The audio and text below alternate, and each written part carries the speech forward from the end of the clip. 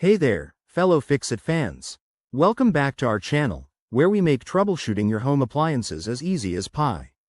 Today, we're diving into the How to Fix Electrolux Range E9 Error Code 2025 video.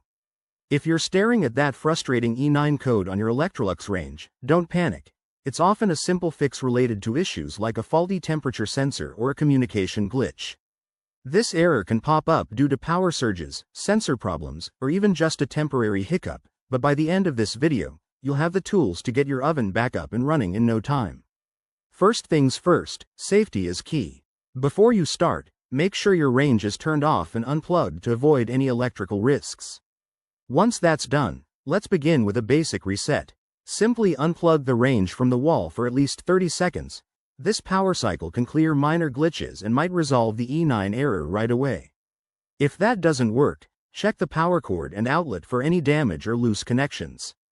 Plug it back in and see if the error persists. Next, if the code is still showing, it's time to inspect the oven's temperature sensor. Locate the sensor at the back of the oven cavity. It's usually a small probe.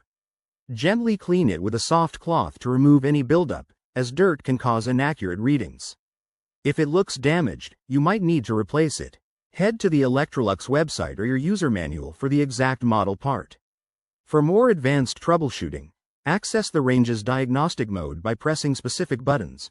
Check your manual for the 2025 model steps, as they vary. If none of these steps work, it could be a wiring issue or a control board problem. At this point, it's best to call a certified technician to avoid voiding your warranty. Remember, attempting complex repairs without expertise can be risky. There you have it.